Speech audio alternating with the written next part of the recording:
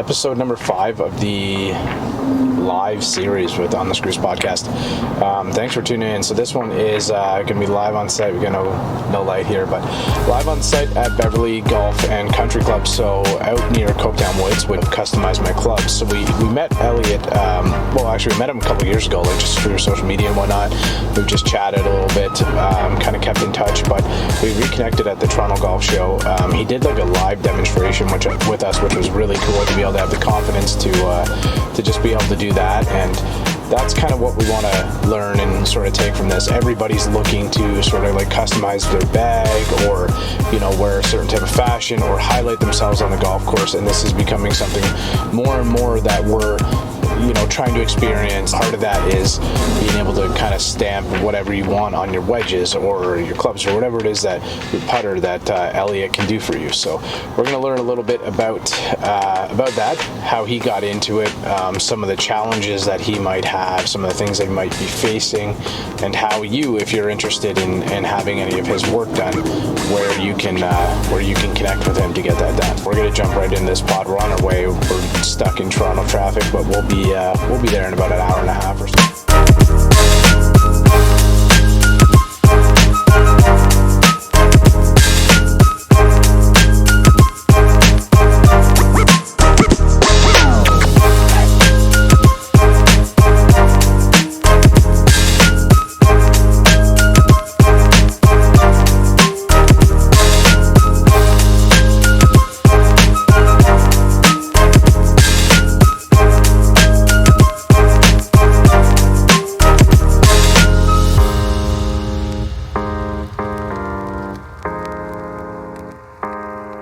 Here at Beverly Golf and Country Club. We are. 1957? Yep. That was the day the course was built. Into the 70th year? Mm-hmm. 70, so we'll be 74 years? 74, 75. Okay, so 75th anniversary coming up. So it's newly renovated, so Elliott, you're part of the staff here. I am one of the assistant pros here. Okay, yeah. So we're kind of going through some changes around the club right now. Yeah, so we just got some changes done last year. We had our pro shop, which is the room we're in right now. This used to be the pro shop. The pro shop is now moved directly below us, where our back shop used to be. Okay. And then we got a new back shop built last season. So last season was our first year of like kind of really getting into the renovated club, not new club, but renovated club, and it's been a lot better for the members. So all around, it was a good move. So when did you come to Beverly here? So I came to Bev, this is going to be my 10th year here coming up, the 2024 season. Started just as a back shop kid. Worked in the back shop, as my high school, university job. Went through school, which was industrial design. That's kind of where we'll talk about later, but that's the business that I've started up. But always was a golfer as a kid. Hockey kind of took over towards high school, but once hockey fell off, got right back into golf. And then the guys here at the time, they were looking for another pro right as I was finishing university. And I knew I wasn't going to work for a company. I wanted to do my own kind of thing. So I thought, okay, in the meantime, let's see if I could, turn pro and help the guys out here. And that's what I did. And I'm beyond happy that I ended up doing that. So did you ever think of like a playing career in golf? No, I mean, I am a golf professional, not a professional golfer. There's a very big difference. Okay. So I like to teach golf. By no means can I keep up with the boys on TV. But yeah, no way, not pursuing golf as a career professionally, but I love playing. Love meeting new people, love what the game brings. Everything right now in my life is around golf, and I'm very fortunate for that. Love that. So the purpose of the pod is Elliott's the founder of Customize My Clubs, which we'll get into a little bit. We had an opportunity to like go through and do a stamping, which was really cool. We'll drop that in at some point so we can watch that. But can you give us like just an idea, Elliott, before we get into the stamping, that whole world, like what your day-to-day is like here? Yeah, so day-to-day here, again, the beauty about being in the golf business is every day is something new. Something new is always going on. A club is breaking, a member needs to order new clubs. A back shop kid doesn't show up or something like that, or there's a problem in the back shop, a bag is lost. Truly every day there's something different going on. And that's kind of, so what I oversee the back shop. So all the hiring for the back shop staff, the scheduling for the back shop staff. I deal with all that. Also, we, me, Sammy. So I'll mention the other guys that are here. So Mark Cunningham, he's my boss, the director of golf here. Sam Kulafofsky and Darren Allen, those are the other pros as well. And then we've got Jill Eversedge. So there's actually 5 of us pros that are here that operate the day-to-day. But each one of us has our own different role. Then we all work extremely well as a team. I'm very fortunate for the staff and the team that I have here. But yeah, I oversee the back shop. So again, I can't give you an answer to what a day looks like. Everyone is different. Everyone is different. Monday's different than Tuesday. And so Monday's different than Tuesday. And then Wednesday, oh yeah. Wednesday's a good day. Wednesday is our men's night here at the club. Yep. So I get to play on Wednesday, which that's always a fun day when you get to play. I don't play well every Wednesday, but Wednesdays, all of our members in our men's league, they try and beat us pros. So if any of the members beat our gross scores, any of us 4 pros, then we give them the sleeve of Pro V1s. That's kind of their gift that they get to take away. So most weeks we do okay. We get to keep all the balls in the cabinet, but for sure we got some players here a couple guys that I struggle keeping up with every week, and they manage to take a sleeve every now and then. So whereabouts are we located here? You'll be able to explain it a little bit better than I will. So, again, we're at Beverly Golf and Country Club, 1957, but can you kind of give us an idea where we are if somebody's not familiar with this club? Yeah, so we're a private club. Unfortunately, membership is full. We've got no space for members at this time, but we're in Copetown. So I know you had Barry on a couple weeks ago over at Copetown Woods. We are legitimately across the street from Copetown Woods off 52. We just don't have any signs. So you see signs for Copetown this way. Well, if you're coming down 52 and you go left to Copetown, you'd be going right to Beverly. Right. We're down that way. Mm-hmm. So we're a long par 5 across the road from Barry. We are a long par 5 from Barry. You got it. Over at Copetown. I'm sure if we look at Barry's probably got the drone up in the air, and if we look in the distance, he probably would. You'd see. I wouldn't doubt if Barry's got the drone up that you could see us in the distance. Yeah, we'll catch a little bit in the distance. Oh yeah. Can you? So you mentioned your past, Elliott. So were you playing golf when you were younger? You kind of got into hockey, like you said, throughout high school, which is kind of similar to me, similar to a lot of us Canadians. High school hockey is the best hockey ever. So it's finding that time to play golf and stuff like that in the summer too, when other things start to happen, is difficult. But can you kind of take us back to maybe when you started playing golf and then sort of bring us to where we are now? Yeah. So obviously my dad, very fortunate. My dad introduced me to the game when I was young. And then I'd say my brother and I and my 2 friends, Connor and Ryan Murphy, us 4, we've been by the hip since we were kids, but the 4 of us grew up playing together our whole career, which is great. All of us, once we kind of hit that, grade 8 mark, we all kind of fell off golf with the exception of Ryan. Ryan went on to play over at Waterloo. But the 3 of us kind of fell off golf and we all transitioned over to hockey. So as hockey picked up, the 4 of us definitely still played together, but we always struggled to get our buddies to play with us. It was always only us 4 that would golf. Now, as I'm getting older, all my buddies are starting to say, oh, okay, Elliott, can you teach me how to swing? What am I doing wrong? I'm like, well, you should have listened to me when we were younger. Right now, they're all getting into it. But yeah, started golfing when I was little, stopped, probably went on a good 5-6 year hiatus, maybe only playing 4 or 5 times a year when hockey was, getting pretty serious. And then once hockey fell off, got right back into golf.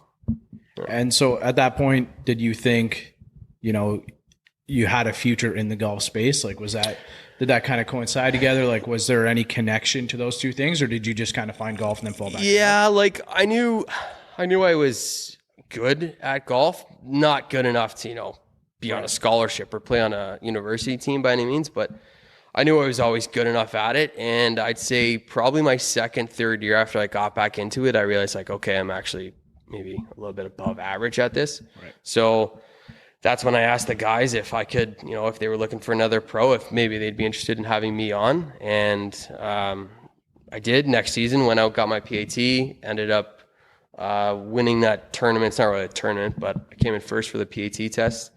And then I've unfortunately only been in tournaments with a junior.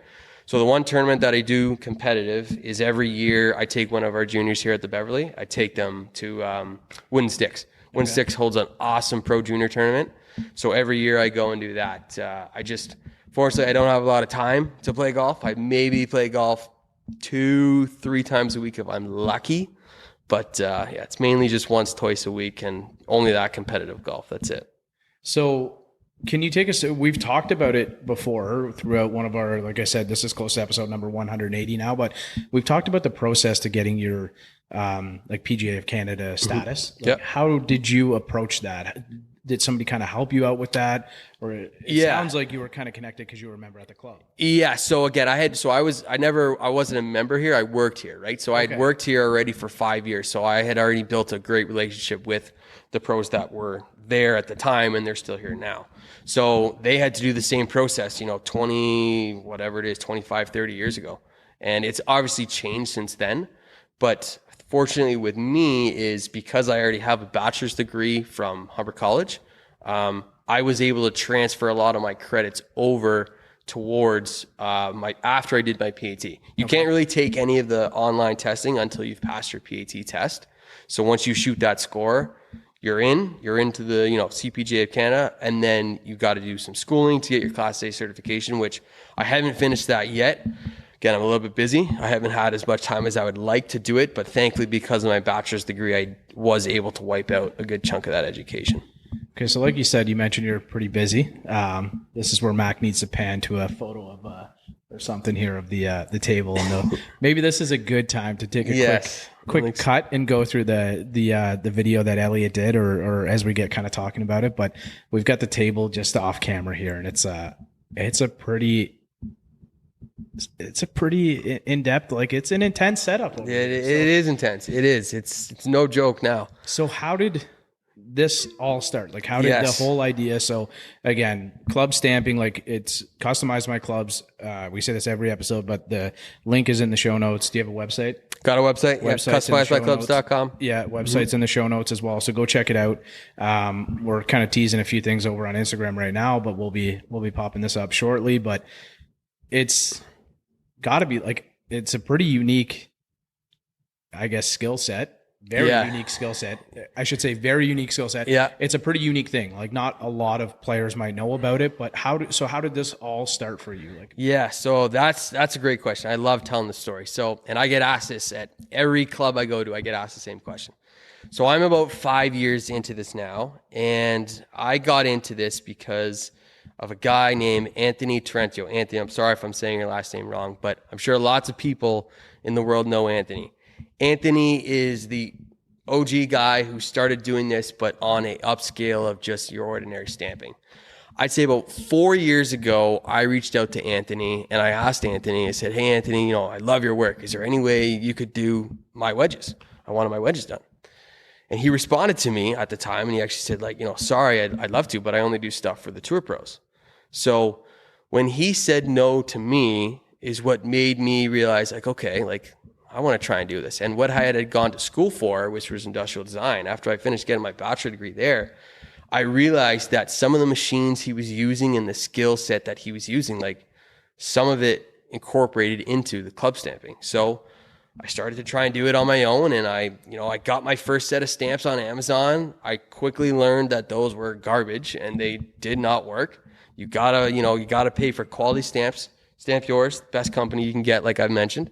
They've got the best stamps. So once I got theirs, I got my setup done properly, and then we slowly just evolved from there. And I've been able to learn after doing thousands and thousands of clubs and making some mistakes early on. There's no doubt I made mistakes early on, but again, I think I've got it down pretty good now. We've got Mack's wedge here. We're going to put the On the Screws podcast text on there. We already have his logo laser engraved on there, but now we're going to add a little personal touch to it. So I'm just going to grab this and go at it.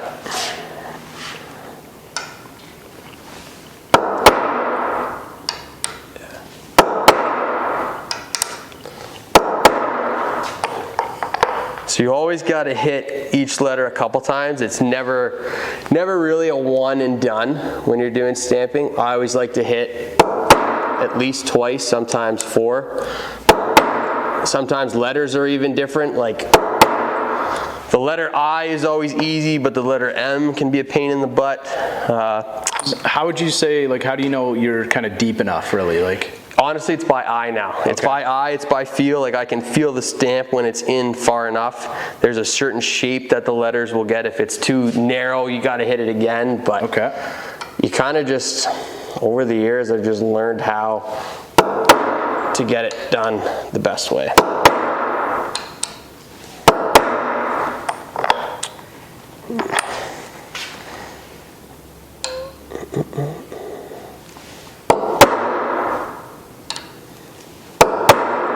See, whenever I'm hitting, I'm rocking the letter back and forth. I'm never really holding it straight up. The first hit, yes, but the second, third hit, I'm always slightly turning the stamp because it'll go in a little bit easier when you angle the stamp a certain direction. It always does. Okay.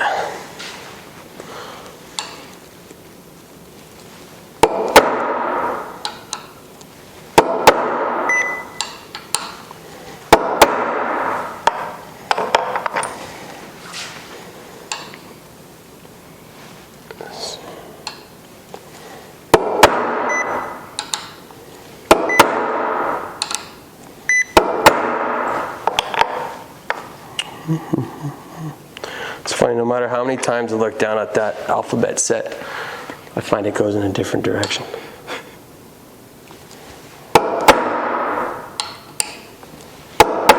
It's a silly question, but is it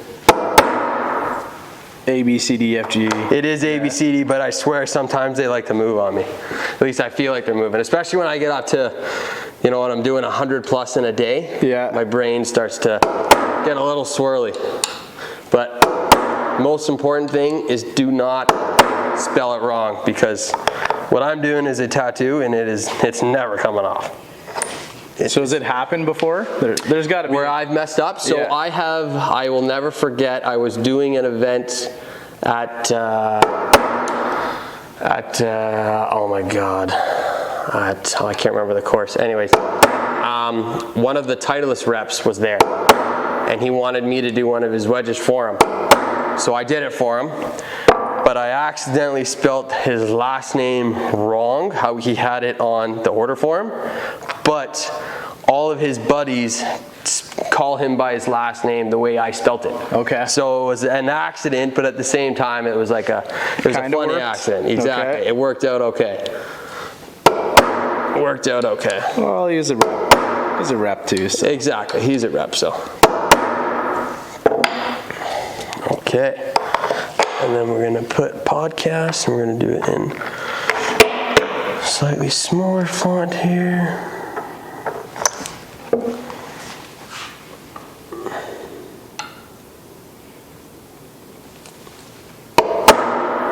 So you've been doing this a while now.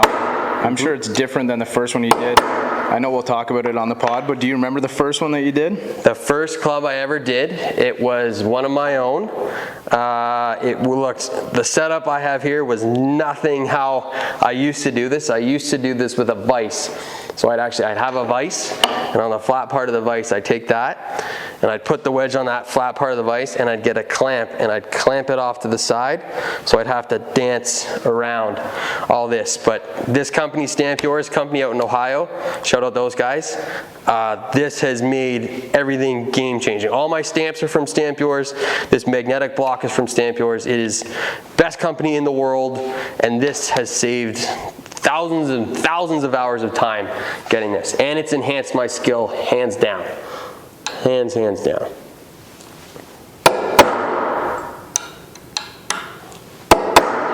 Also, these smaller stamps that we're using now, these ones I can get away with kind of doing one hit. I don't always have to do 3 hits with these ones just because they're smaller. So the smaller the letter, the easier it is. Whenever you're getting into bigger letters, it always gets a lot harder, especially dealing with symbols. Some symbols can be really tough to do. So you always kind of keep that in mind when you're stamping.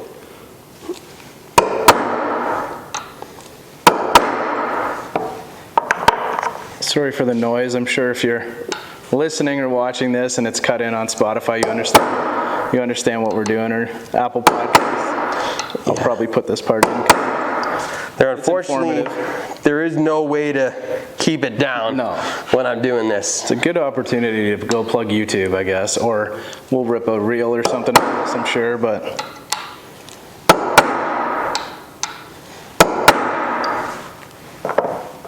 Okay, and now our last one here. There it is. So that is what it looks like before we've added paint. And then we'll add in some paint, make it pop. Probably do it in the black, make it pop a little bit more. And then we'll go from there. I'm just gonna grab the paint over here.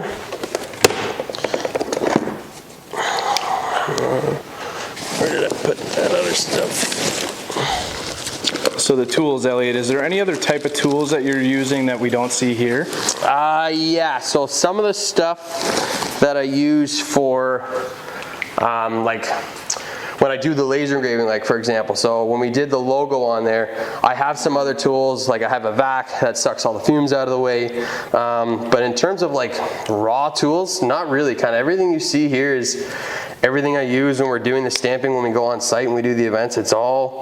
Everything's broad, it's all the same stuff. We don't need to change anything. The only thing that we want to change is we want to add more stamps for people to choose from. So I want to get some maple leafs made and some more Canadian based things, right? Some dog prints and stuff like that. Just some more options for people to choose from, because sometimes what a lot of people will do is when we're doing an event, they'll get their initials done, right? So like EM, and then I would want, for example, if it was me, I would do EM and a hockey stick, right? But unfortunately I don't have a hockey stick stamp. So I want to get a couple more of those made. Are those like the most popular ones that people ask for that you don't have right now? No, the most popular one for sure is a maple leaf. That's my most popular one. A maple leaf. I get a moose pretty often too, and a golf ball, which is kind of ironic, but I get a golf ball a decent amount too. But yeah, everybody's different. Truly, everybody is different. So if you're one of our like Michigan friends, we get a lot of people who check it out in like California and stuff. So we're up just a little bit north of Toronto right now. So that's why we get the ask for the maple leaf. So can we have a look at that? Can we see that like before? Yeah, so see, this is what it looks like before, right? So looks a little crummy right now, but once you take the acetone and you wipe it off, it comes nice and clear. And I already know, like my buddy Jake, Chris. Jake's from Chicago. Chris is from like California. They're already talking about how it's backwards. So what? We're lefties. There be, yes, it is a lefty head. Let me just scroll up a little bit. There we go. That thing is sweet. Yeah, so like you'll see in that video. So what we specialize doing with my company is we actually go directly on site. So we will go directly on site for your corporate events, your member guests, your charity events, whatever it may be. And we will stamp participants' wedges right in front of them, right on site. Exactly what we did there. But what we're trying to do for the 2024 season is we'd love to get some of these bigger corporate companies to send us the wedges beforehand, laser engrave the corporate logo, just like we did with your OTS logo. Yeah. We put that on before, and then we show up on site, and then we stamp, Mack or whatever it may be on the wedge. So it's making it a very personalized gift, but it's also not your golf gift that you're going to get your corporate ball where, you're probably going to lose it into a pond. You're going to lose in the trees. Like what I'm doing, it's staying on there forever. It's never coming off, and it's personalized to you. Well, and that's kind of what we talked about, like right away when you and I got talking about it, like the wheels got spinning for me of ideas of like, where can I put this? Yeah. I don't want it to just be a paperweight on the shelf. Yeah, exactly. I want it to be a centerpiece of something, and kind of things are already like building from that, right? And yeah, like the balls and all the other like all that stuff's cool, but like you only have so many koozies and stuff like that from an event. Mm-hmm. Getting a wedge like that is something personal to like a company or to like an event that you go to. I could see this, like we were talking with, did you meet Wayne from the PGA of Canada booth they were like in the back by the demo booths? Yeah, by the booth. Yeah. So they do like the RBC Scramble and exactly. Stuff like that. So I'm thinking like events like that where people are like, that's out at Cabot, say you're in the finals of something like that. And like, we've got the RBC like Scramble logo on there, the team name or whatever it is. And then like it's like endless possibilities. It And truly is. I'm sure like your mind works that way. I'm sure you're constantly thinking of different things to develop, and that's why you become so busy with it. But before we get to like kind of what you want to do next with it, can you like sort of bring us back to like when you got started, like what were some of the challenges that you went through to kind of get it to where it is now? So the challenges that I went through, honestly, it was my setup. Like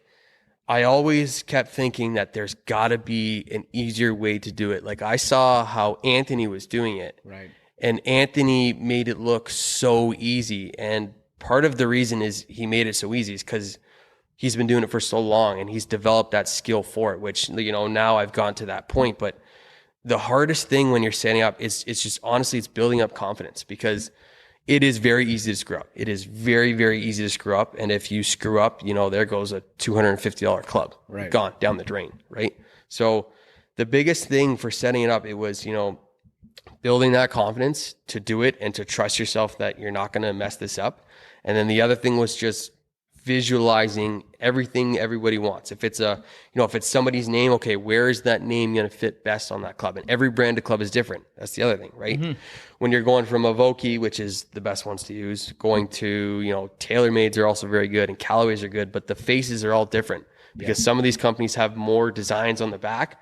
So you got to dodge around some of that, right? So it depends on what club you're using, but as long as your setup is, as good as it can be, which is where mine's gotten to now, you just got to build that confidence. You just got to practice. It's the best thing. You got to practice. How many, I guess you probably would have like started with friends clubs and stuff like that. Started with my own. I should have brought my own. That would have been good to see. Actually, so what I do have at home, I definitely should have brought this. So what I have at home is kind of my evolution of the first club I ever did, which was mine. Okay. Up until now, my most recent club. Do you remember the club specifically? The first club I did, like gear geeks and stuff. It would have been, oh my God, it was a Lefty SM4. I think it was an SM4. And it was an old one. It wasn't like it was the one I was currently using. Yeah. It was like an old one from back in the day that the grooves were shot on it. It'd have like the little spin mill on it. It had the spin mill on the back. Yeah, maybe that Z grinder, whatever it was, the illegal one. The red one, remember, it was red. Yeah, I remember that. Yeah, it was something like that. But it was a beaten down wedge. But just to see my progression from that very first club I ever did, which was mine, up until now, my most recent one that I have in my bag it is very cool. Do you remember what you first decided to stamp on that? I just put my name. Yeah, I just put Elliott. That's all I like seeing now from Elliott to now. I've got the Joker and the Joker's face, and let's put a smile on a face. Like it's just. Your ideas are like, I always am thinking of new ideas to put on my clubs. And for me, like I understand some people who don't want to do it on their clubs because, they can't resell them. But for me, it's a memento thing. And I really appreciate seeing all the stuff I've done. And I've got customers that do the same, is they'll order new wedges for me year over year. And they've got a display case of all the things I've done for them over the years, which is really cool. That's really cool to kind of like to see that progression as well too, because you'll see your skill set grow on somebody else's like home set as well. Right? So moving from like say that wedge, that old SM4 to like to getting the confidence to do it with like a friend, I assume it's probably a friend or a family member's club. What happened there? What happened there for you? So it was my next club, the next few clubs I did, it was my brothers and my dad's, whatever. And then I started to get into some of, my friends, my brother's friends that were getting into golf. And then I actually started to advertise it on Kijiji. Okay. Started to advertise it on Kijiji. I had a picture of my wedges and I had them, I kind of tricked the system. I kind of said like wedge for sale / customization on it. So people could see what I was doing, and I slowly went through there. And then once I started to gain traction on that, I was, doing, 3 wedges every 2 weeks or every week or whatever it was. Then I started to say, okay, like let's kind of dive into this, because right when COVID hit. So when COVID hit, golf courses shut down. Well, the world shut down, right? So I said to myself, okay, like if I'm going to run this thing, let's start doing it now. So that's when I took my industrial design background, built up the website, made the website look professional, had some professional photos taken, bought the laser machine, which that was hands down my biggest investment I've made and the best investment I've made. And then you just, you build your reputation on your work. Your work speaks for itself. As long as your work's good, reputation will speak for it. So with the laser, like we're going to get into all the clubs that you do, like obviously you do putters, wedges mainly. Those are the main things, That's right? the two, yeah. Do you do anything else with the laser aside from? I've done a lot of flasks. I've done the strangest thing I've done.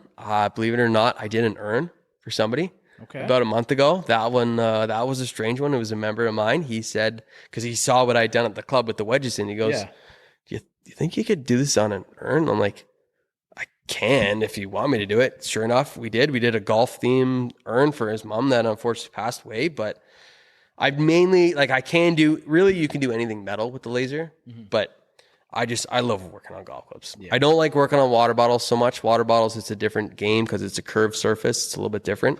But flasks are a little flatter, but wedges and putters are that's my niche. So where are we at right now? If you were to guess a number, I guess this is going to be a guess of how many clubs you've done, stamped, laser, put your hands on to do any bit of work on. Do you have an idea? Could you guess? I can tell you the most I've done in a day. The most I've ever done in a day was at Rattlesnake with Labatt. That was our corporate video we did there. So at Rattlesnake with Labatt, I did 265 wedges in one day.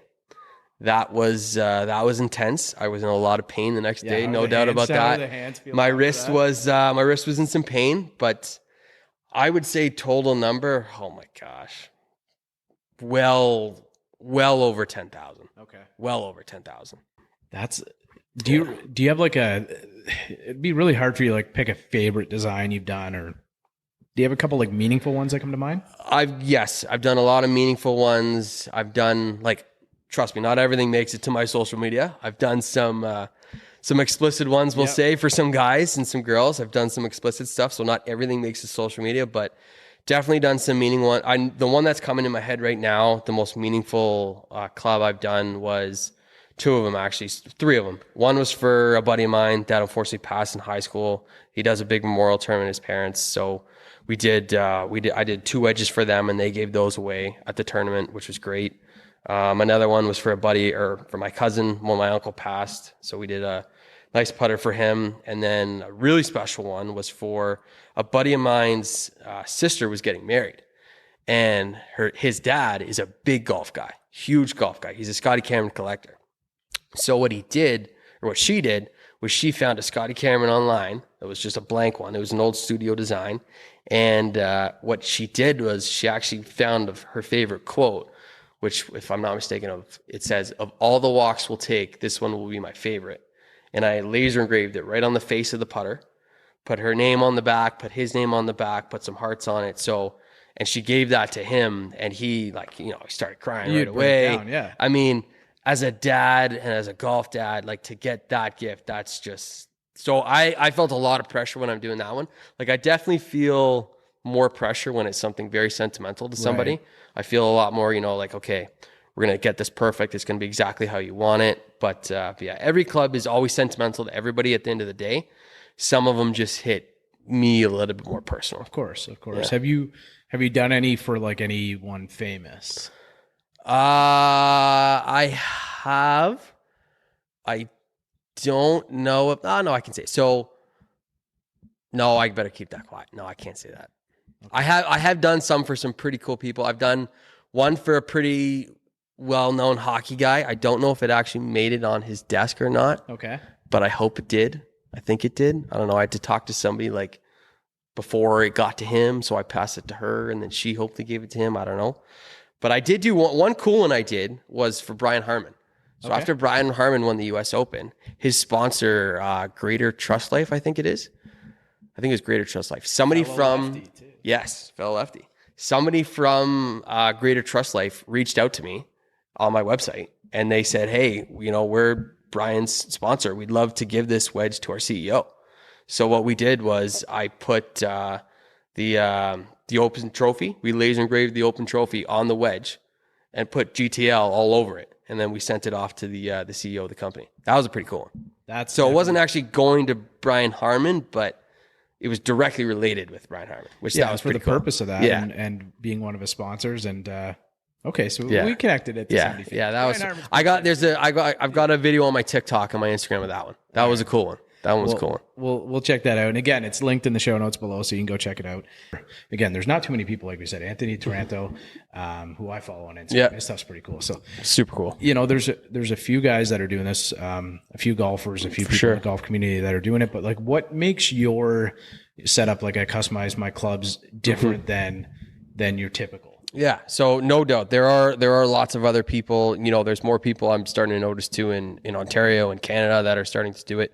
But the thing that distinguishes me the most from everybody else is the on-site stamping. Like that's something that I'll never forget when I did that. Actually, we'll do a little backtracking here. So through again my job being an assistant pro here at Bev, I'm fortunate that I'm the Titleist staff player on site. So all my stuff is Titleist. I've been fortunate to grow a great relationship with everybody at Titleist. But when I started, it would have been my first year as a Titleist staff player. My rep reached out to me because I'd shown him some of the stamping stuff I did. And he said, Elliott, there's a guy at Brantford, that he's doing the small event, 40 wedges. And would you be interested in going to stamp them? I'm like, yeah, that'd be awesome. Sure, I'll go. So I bring my setup, which was not this. It was nothing like this at the time. I'll see if I can find an old photo of it. It's hilarious. But I showed up on site, right? And I see all the wedges there. I'm like, oh, this is going to be awesome. When I stamped the second club, the biggest light went on in my head. I said, oh my God, Elliott, you are onto something here, man. Like this is the way you're going to grow your business. It's not, like doing all the laser stuff, like, yeah, that's going to help you too. But if you want to grow the business and truly make it something unique and something that's different from everybody else that's doing it, it's going on site and stamping in front of everybody. Because something that truly I didn't think anyone would care about is me doing the work. Like I didn't think anyone would be interested in seeing how I do the stamping and, how my hands are moving and the fact that I'm actually doing it all by hand and I'm not using a machine. I'm fully hammering a nail. Here we go, right? Which you guys would see in that video. But people were so interested in seeing how I did it. Like the moment I start doing it, because as you heard, it's not quiet by any means. So people hear it and they start to look over and then they all come over. So every time I'm at an event, I always have, 5-10 people looking over me and some of them are heckling me and saying, oh, you better not spell that wrong. I'm like, okay. So I'm used to it now. But yeah, when I did that first event, I knew, okay, this is what we're going to do. This is going to be the focus of my business. And fortunately, year over year, I've been able to double my events year over year. I think this year I'll actually end up tripling my events from last year, which is really exciting. I've already got quite a few booked, quite a few in the works for the 2024 season. And we're hoping to I really would love to take it right across Canada, but we got to start in Ontario first. And we're doing that.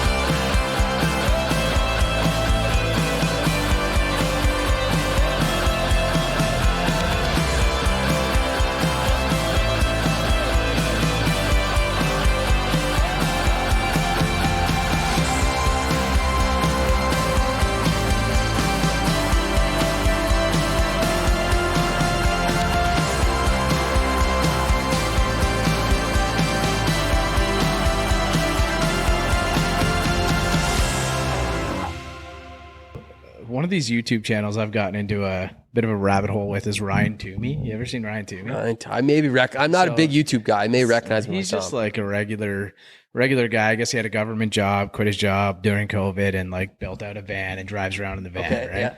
So that's my segue to kind of ask you about growth and where maybe you want to take it. I first want to ask you how many events you think you have lined up this year. I think so. Last year I did, I think the final number was 12. Okay. I currently have 6 or 7 booked, and I'm still talking with probably another 15 to 20 clubs.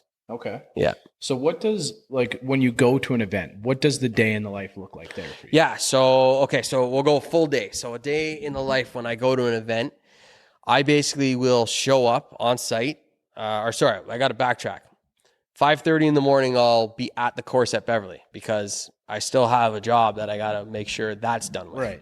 So I'll go to Bev at 5:30, 6 o'clock in the morning, open up shop in the morning, make sure the back shop's all in order, make sure the first tee's in order, help members with whatever they may need.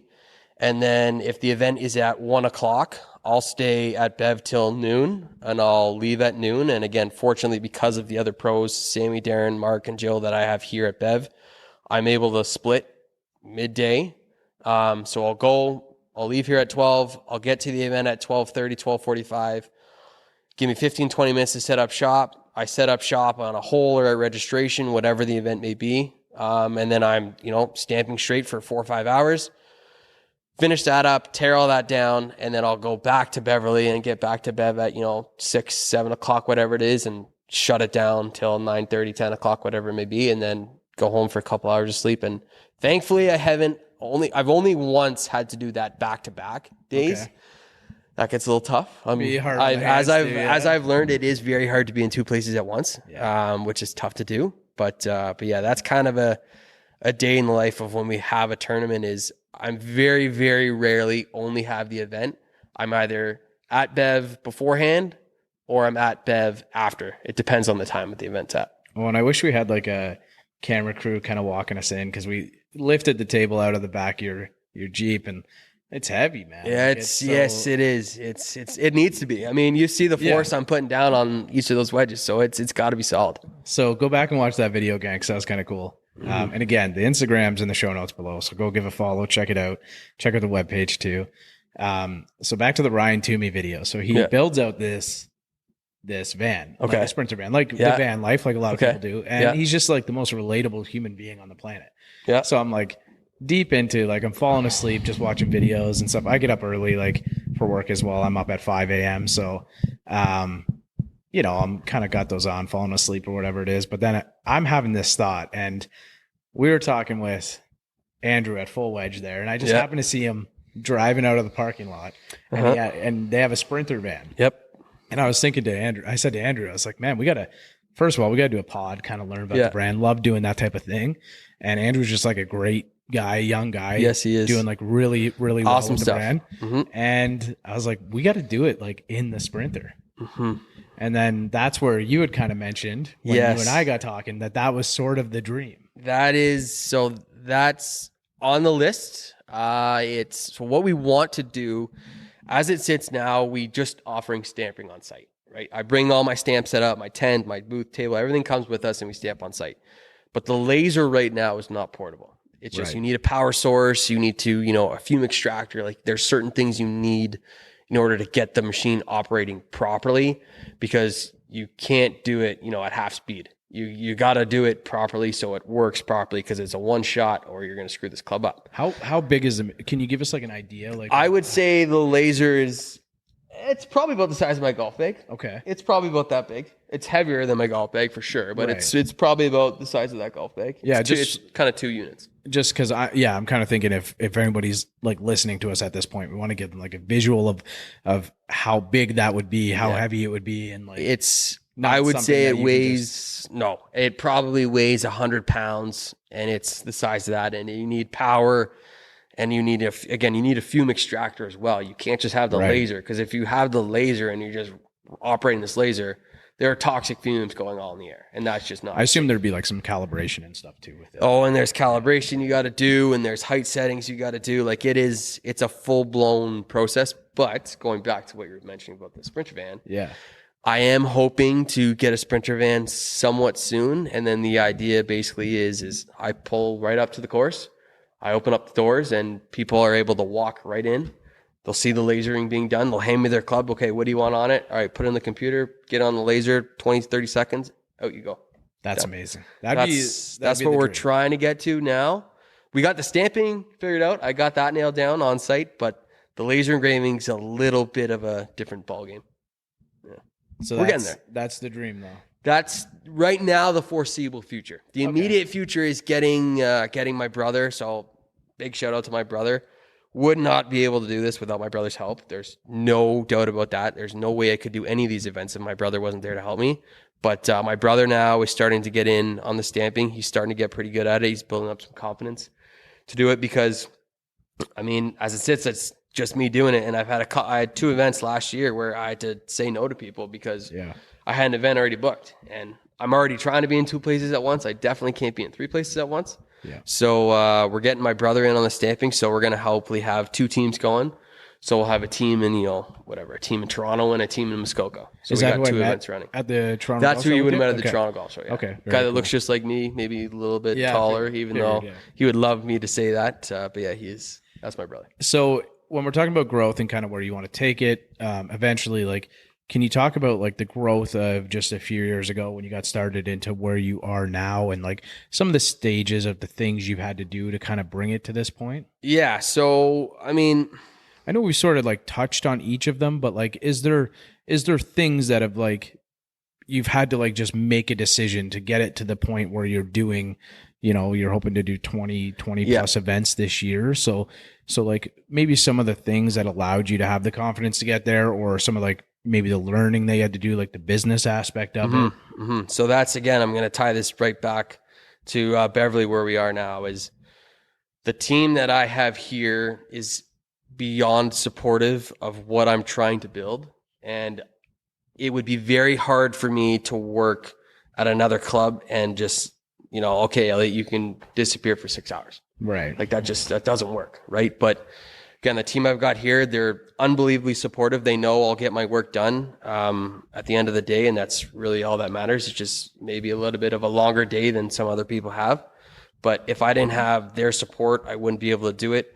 Along with a lot of our members. Like a lot of our members here, we've got a lot of members that they own their own business. And the people that own their own business, I've been able to go to them and ask for them for advice, because that's definitely one thing that I think I lacked, was the business side of owning your own business. I can make nice artwork and, I think I'm good with people, but when it comes down to running a business, I definitely needed some advice on that. And a lot of our members here and a lot of my good buddies have been able to help me, push through some of those more difficult situations that I had to navigate through. But yeah, it's just, it's the people you surround yourself with. You surround yourself with good people and they'll help you. That's kind of, how things have been with the pod too. It's always like trying to learn the business side and then the value.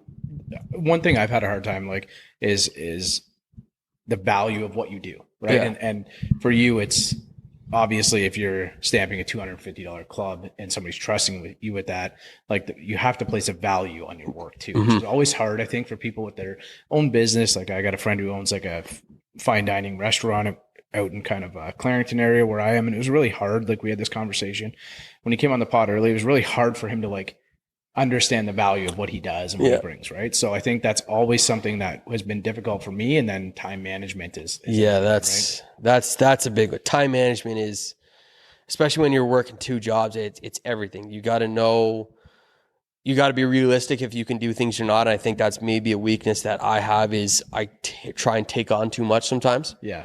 Right. Like I said, I like to be in 2 places at once, but you can't do that. I've learned quickly that you can't do that. So sometimes, at this point is if there is an event that I can't do, then hopefully now that my brother's, gotten on board, is my brother can be out running the event and I can be here. Right. Because if we have, if there's any big member guest events or club championship or any of the stuff like that going on at Beverly, there's no way I can be on site to stamp. I got to be here. And I get that. It's hard to say no. You don't want to be able to, I don't want to say no. And I don't like saying no to people. I always like taking everything I can on, but sometimes you just got to be realistic, right? And know you can only be in one spot at a time. All right, so I'm going to take us down a little bit of a dark path here. A dark path, okay. It could be a dark path. I told our friend Jake that it could be a dark path because he had a question for us. We posted up on Instagram the other day. Okay. So we had a couple questions. We had a more cowbell comment. So I think somebody out there, Mark, might want more cowbell stamped on his wedges. We can do that. So, I've done that before. Yeah, but would you rather stamp one completely custom set that you're free to spend as much time with? Yeah. And then you're done stamping forever at that point. Like, so you get to customize the set. So I figured you might say no, but the alternative is you can stamp as many clubs as you want, but it's only initials. As many as I can, only initials. Yeah. The reason is, yes, being creative is a lot of fun. And I love, my favorite is when someone tells me, Elliott, this is my idea. Right. This is the theme I want. You do your thing. Those are my favorite customers because, again, I've done a lot. I've seen a lot. I know a lot that works. And sometimes, what people think will look good doesn't actually look as good. So I love that. But The thing that I truly love the most is all the interactions I get with people. Because when I go to these events, I get to see people at their favorite moods. They're not at work.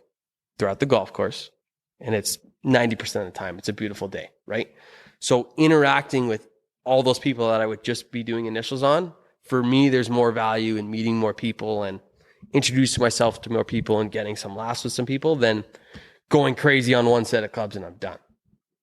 That's how I would see it. Love that. Jake, you tried, but that's a great answer. That's my honest answer. I would have a lot of fun doing that one set and I would go all out on it, but I'd rather meet a lot of people. Well, and we kind of said the same thing right before we got started here, is just we've made 170 plus connections now with different people, and we just have a conversation. It's been obviously more than that through our work at the Toronto Golf Show and like just through social media and stuff like that. But like we've had 170 plus conversations where we get to just like meet, interact with people, learn about kind of their story, their brand, you know, whatever it is that they do. And that's the best part, man, of golf. Like it is. Like walking around, having a 4-hour day where you can just meet somebody, get to know them, somebody brand new. It's just, that's the coolest part about golf, man. Yeah. It can be sour sometimes. There's been a few of those. We're all golfers, aren't we? Yeah. But, you know, for the most part, it's great stuff. But Elliott, man, I think that's a great spot to end. I think, I agree.